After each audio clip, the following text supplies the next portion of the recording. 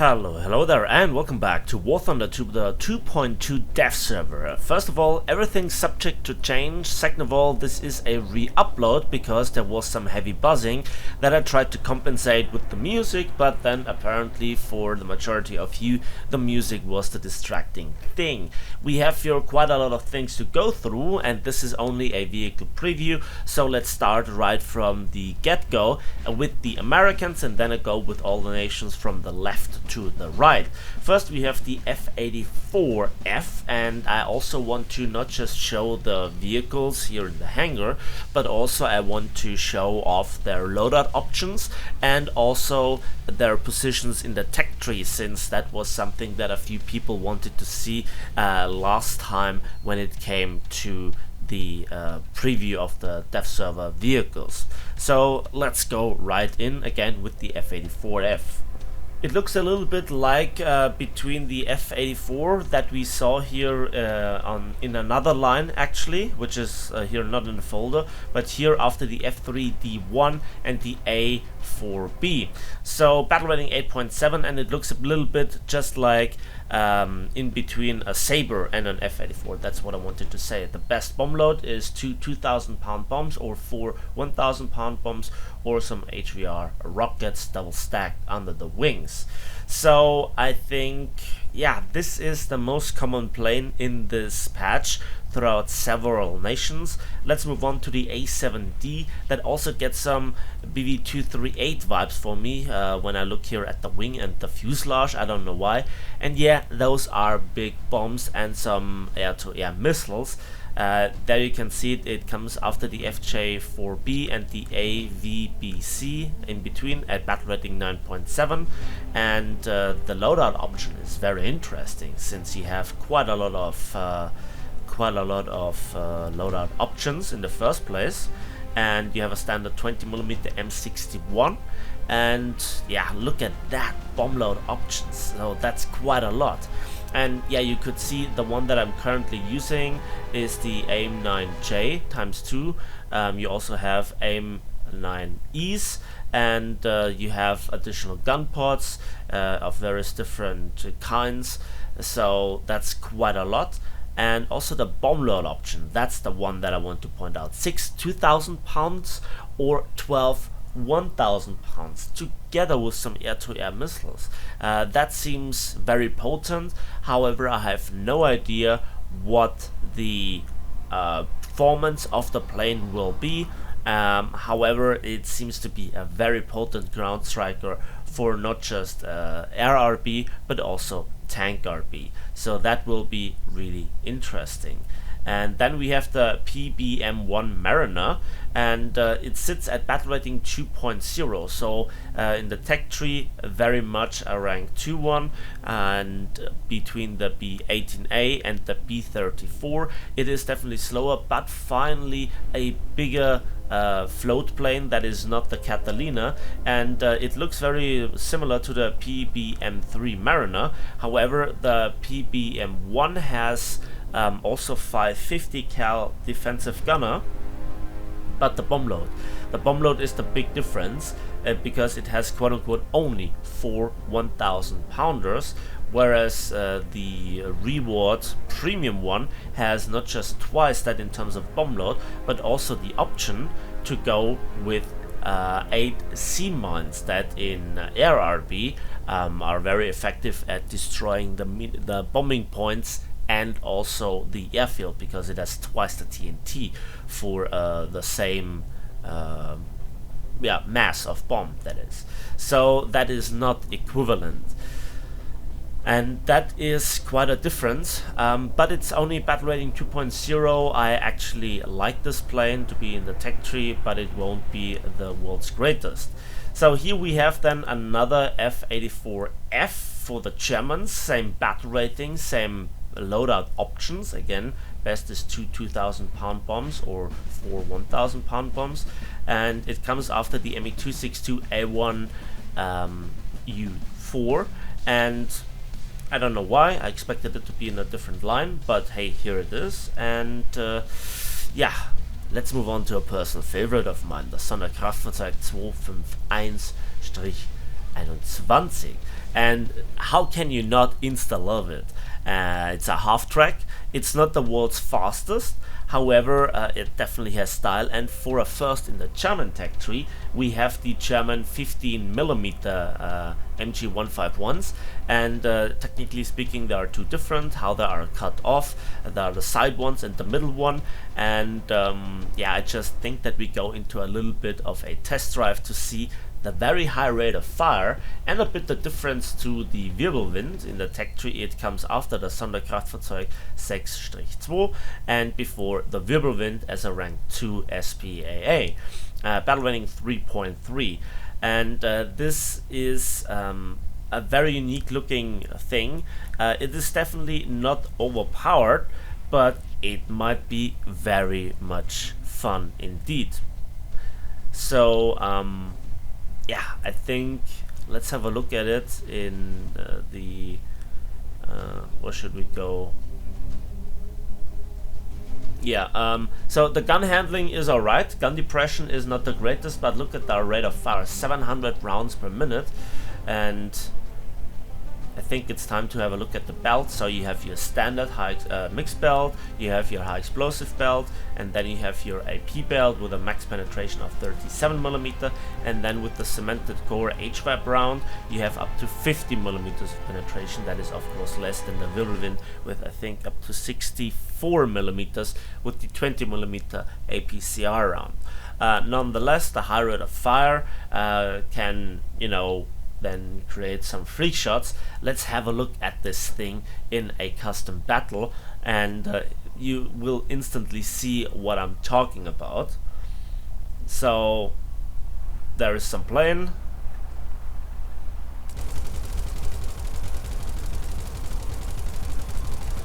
And that was a pilot snipe. There are also two different muzzle velocities for the mixed belts, for the then AP round and the HVAP round.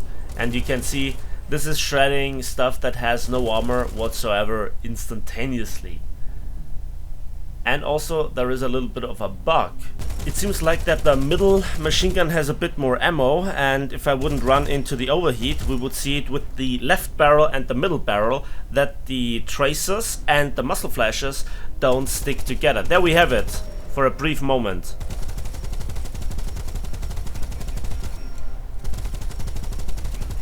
Do you see it? Yeah, only in War Thunder. Moving on to the German battlecruiser SMS von der Tann, rank 5, battle rating 6.0, and it is very interesting. It also has 4 twin 11-inch guns or 283mm. There are in an echelon arrangement. Those rescue crafts are gone actually once you start a test drive, so that then allows for cross-deck firing for a full broadside of 8 guns, and you have a reload of every 20 seconds. The belt is also pretty good, allowing for even some resistance versus the best of World War II heavy cruisers, with the exception of the Graf Spee, and obviously that makes it a very good cruiser killer, independently from the ammunition. And it is a beautiful ship. It is one of the heroes of Jutland. It is one of those very iconic names in the German Imperial Fleet, and yeah, I cannot wait to see it. The turtleback 50mm, and also with a nice angle. We have the usual coal bunkers. Deck is a bit weak with only 25mm, but you know, what do you expect from a World War I battlecruiser? We have some secondaries, the 150s, the 88s, and some fearsome 2 light machine guns here. Aircraft will shiver in fear. Another quite nice update is that here on the barbettes we have some cover, where previously there was no cover, and you could send HE shrapnels from there way down below into the ammo rack, and now this has been fixed for numerous German cruisers and a handful of other cruisers that had the same problem beforehand. So yeah, let's move on, and now we got the Russian MPK project 1241-2. So if you are having 5 numbers with Soviet projects, you know, stuff is getting serious. We have a very high rate of fire 76mm gun.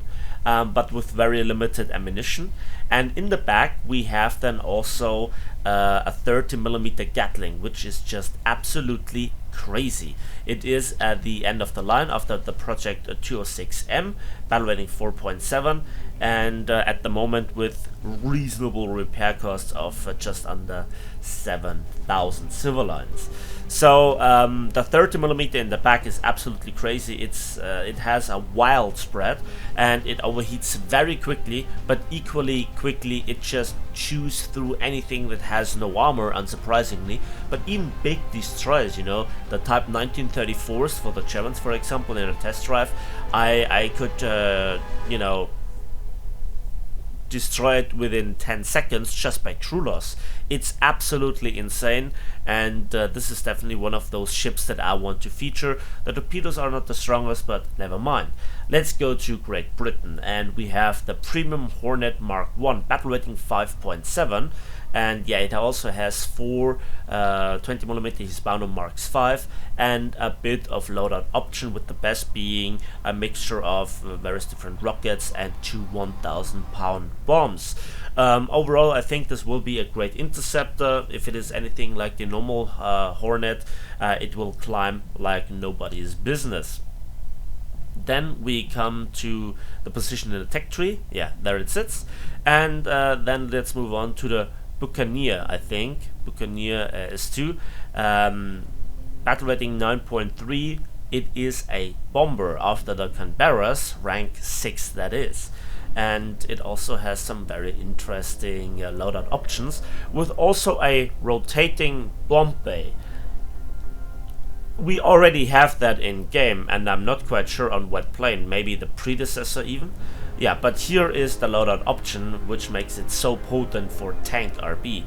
We have various different bomb and rocket loadouts, and also some mixture of some nasty 4 1,000-pound bombs, and also 4 bullpups. Yikes. Tanks rejoice. Death is once coming from the sky. And then we come to the one and only, the HMS Invincible. So that is now a British rank 5 battle rating 6.0 battle cruiser, and this is a little bit of a surprise, whereas the Von der Tann was after the Admiral Graf Spee. Here this one comes before the HMS Colossus, which it shares the battle rating with. And again, while it will chew through all the cruisers, it has 40-second reload with an also cross-deck firing ability with 12-inch guns, and I think I'd rather have 11-inch guns with twice the rate of fire on the Von der Tann, with also significantly better protection. This protection with no turtleback is vulnerable to heavy cruiser fire, and it is the same protection when it comes to the belt armor than the Zara, to which we'll come just in a moment, which is the best of the Italian heavy cruisers and the best of heavy cruisers in the game in general when it comes to the belt armor protection. So you can angle the ship, but trust me, with that weak deck, we will see plunging fire, we will see any sort of I still go through the armor because I'm a battleship grade shell scenario. I don't think that this ship is actually worth it. Again, very iconic, the first of the battle cruisers ever, but yeah, it's dead from the start go. 40-second reload is an absolute killer for this ship. If it would have 20 seconds or even 30, it would be significantly better. Moving on, for the Japanese, we have the SDA-3, which does come not after the SDA-2 or the SDA folder, but after the Type 61 and before the SDB-1. Battle rating 6.7, it features your usual 90mm combination of APHE and Heat FS with 320mm of penetration. This time the turret size looks alright. The only goofy thing is the position and the height of the 50 cal, so yeah, we'll see how this goes. I don't think that I missed anything else with the Japanese, sadly. So I think we have to move on with China. Yeah, and China is interesting. We get the V11, which is, you know, a bomber, rank 1, battle rating 1.3. to be honest, not really that important. At least it's not game destroying, right? Then we have the CCKW353 M45, and that is basically an M13 50 caliber gun turret on a, if I'm not mistaken, French truck that in the French tech tree has a 40mm. Interesting, but not outright amazing with rank 2, battle rating 2.3, but at least now you have a reasonable performance and reasonable speed. The ZTZ99 though is very much interesting because it is now the new top end of the line Chinese main battle tank that finally opens up rank 7. So let's test a little bit the armor, and it looks a bit like a typical Soviet MBT. However, if now we go with the German Leopard 2A6 and we go to the Fiat DM53, you can see the lower glacis is absolute paper for any sort of APFSDS. The upper glacis in parts you will not go through, but certain parts you might be able to get through at 500 meters combat distance. However, then we still have a huge gun breach area, and the turret cheeks are more or less impenetrable for this shell. By itself, it has a 125mm gun with an autoloader, and I think that it is not as good as the Soviet autoloader, not just on the TATU, but I think on the T90 even, with 7.5 second reload and not 7.1. The stock grind on the other hand, the 152i APFSDS round is pretty decent. However, it will come only at rank 3, and then you have to do with the stock grind with a regular heat and an HE shell up until then.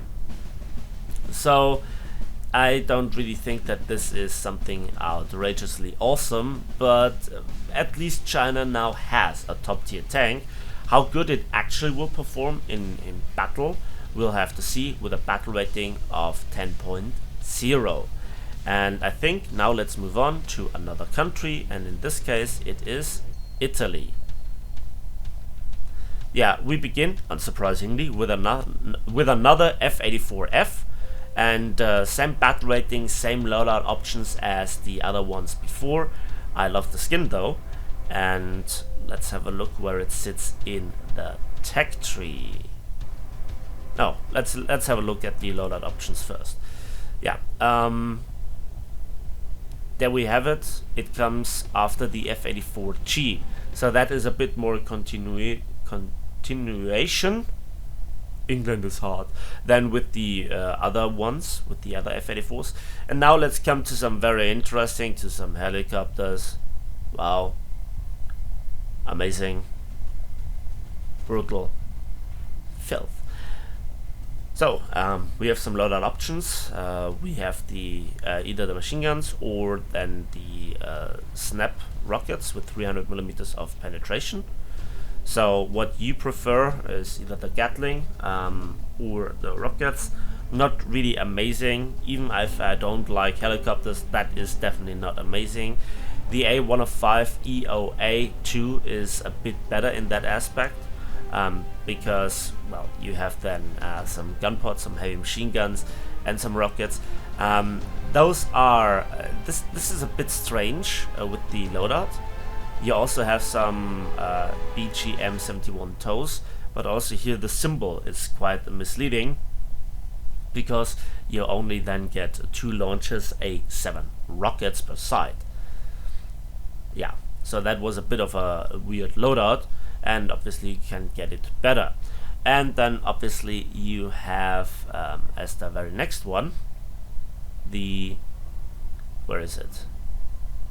Yeah, the A129 CBT, which sadly does not stand for a close beta test, because it just gets thrown in the game like it is. Here are some loadout options, and it's definitely significantly more capable and more modern. We have then some Mistral air-to-air missiles, when I played something like those Mistral missiles on an SPAA the last time. It was really disappointing. Let's see if Gaijin has reworked them. I didn't bother to playtest here some helicopters, as for me that's not really priority. Then we come to the Polar, and this is Italy's premium heavy cruiser, and I highly recommend you to not buy it. First of all, in large parts it's just a copy-paste version of the Zara, and there is no dreadnought to research. So at the moment, no point in getting this. The Italian tech tree so far is mostly disappointing. We have some nice tech tree patrol boats, but you cannot research patrol boats with a premium cruiser. That was only possible before the tech tree split. It has the best of the cruiser armor, the best of any cruiser's armor, as I said before, with 150 millimeters of rolled cemented armor, but versus battleships, that doesn't really matter, sadly. And the accuracy for the longest time on the Italian 8-inch guns was horrible. You just don't get things killed. The reload is also not the nicest, with around 15 to 16 seconds. That is definitely better than the current American heavy cruisers, but not as good as, for example, the German or the Japanese heavy cruisers with their 8-inch guns that have, I think, 12-second reload. It has, again, some really good armor, but again, it doesn't matter. And also the Civil Line modifier is just terrible. 2.0. Well, okay, it's now arcade, so I didn't look at it in realistic, so it might be higher. I forgot to look at that. Sorry about that. But again, I highly advise against buying it, because at some point we will see premium battleships, and I'd rather fight World War II battleships with some World War I dreadnoughts rather than fighting World War I dreadnoughts with World War II cruisers, especially since this costs probably $60, which it is absolutely not worth it in the current status. Oh no, Naval Forces is dead. Anyway, France. Again, another F-84F. What a surprise. And in fact, here we have two. So we have in the tech tree, it's right here, after the F-84G and before the MD-4522C. And as you can see, also in the tech tree, there is in the premium one, just before the Vautour, there is another one. Same loadout options, and in my opinion, not the greatest modifiers. This time I think they are realistic battle. The best one is 2.8 for Civil Lines. This only has 2.4, so also not that great. And that is the premium one. Let's move on to the last nation in this short new stuff compilation, and it is the Swedes, and they have the Saab 105G and the Saab 105OC as a premium, both at battle rating 8.0.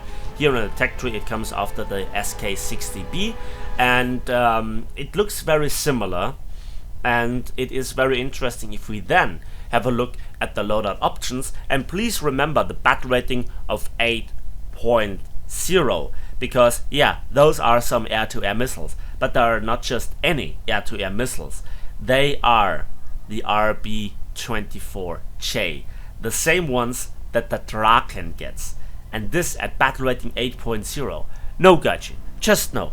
This is some stupid power creep. That is absolutely filthy. Firing those things at Me-262s or Meteors, just no. That is absolutely filthy. Absolutely filthy. And you know, that is the tech tree version. Let's have a look at the premium version in just a moment. Let's just remind ourselves about the loadout options. So yeah, you have no cannons therefore, so that is a bit of a drawback, but it's more or less 2 guaranteed kills if you are getting in any sort of furball. However, that was then the premium version. I think it has a bit of a cleaner skin, but yeah, it doesn't also get the very best Civil Line modifier. I guess Gaijin kind of expects the mayhem, and yeah, those are 2 air-to-air missiles and 2 bullpups. This will be an absolute nightmare in tank RB. Once you have no SPAA, that is absolutely filthy. That is pay to win, disgusting, and I know that a lot of people will buy it. Oh boy, oh boy. Anyway, that has been the rather compact vehicle preview on the Dev Server 2.2. I hope you enjoyed the video. Please give it a like if you did. Subscribe if you want to see more. Let me know about the presentation style. And as usual, we will see each other in War Thunder.